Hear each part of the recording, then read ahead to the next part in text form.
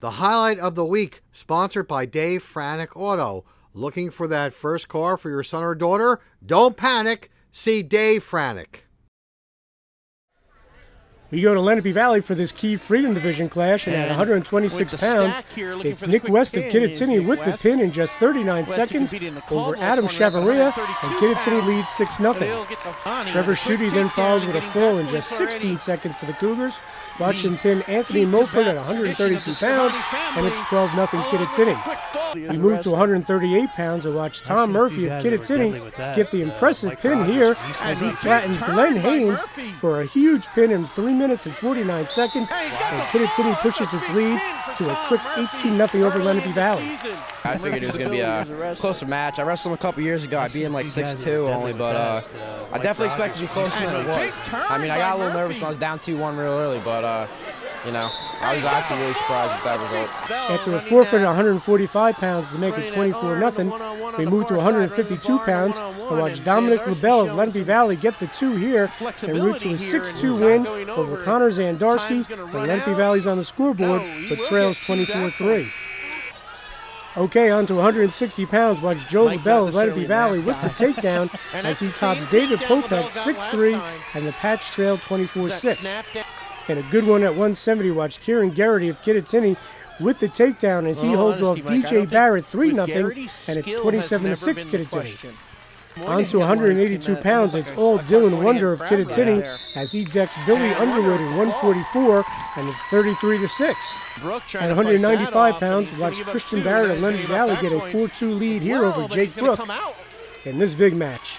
But watch Jake Brook get the late takedown here in the third period as he nips Barrett 9-7 in a wild one. Okay, we move to 222 pounds, and it's Tom Smith of Kittatinny with the fall as he pins Dante James in 3-17, and Kittatinny is rolling 42-6. After a forfeit at 285, watch Zach Murphy of Lenape Valley get the pin in just 135 over Adam Reffi, and Lenape Valley trails 48-12. Then it's Christian Silva with the fall here at 434 over Aaron Merker for Kittatinny as the Cougars continue to roar. And then it's Aaron Arazoff of Lenape Valley with the reversal as he will go on to Major Tom Trinati 16-2. Will be all Kittatinny on this night as the Cougars roll to a 54-16 win as Nick DeGennaro gets the post-match reaction. Got out to an early lead, and I just know that I got to keep working until the end of the third period, and I just worked as hard as I can to come back, and I did that. I think it's huge being the first match. You know, we had a lot of JVs come through, like Trevor Scott going out and starting it off with a pin. A lot of kids that wrestled that weren't expected to win did win, and that really started, you know, got the morale going and everything. So that was definitely huge for a team to start off like that.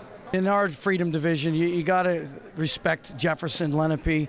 You know, I never count Newton out. I don't know enough about North Warren joining us in our division, but you know, certainly in the top 3 teams, Lenape is one of the top 3. I think they're the top, and we just came out, you know, storming tonight. So I'm very, very proud of my kids. But this was huge, even though it's December, and our last NJAC match will be like Hackettstown the end of January. But this is a great start to our division. Now, obviously, tonight is also a big change for you.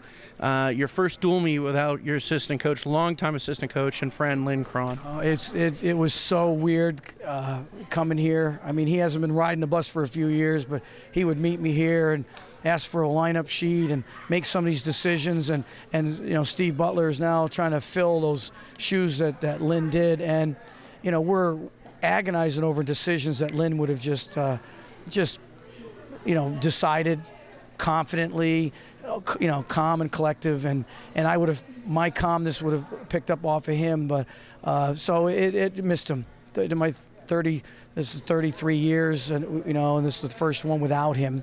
You know, I miss him tremendously. So you know, thank you for bringing him up. He's a piece that I can't replace, and I just hope we can do him honor the rest of my career.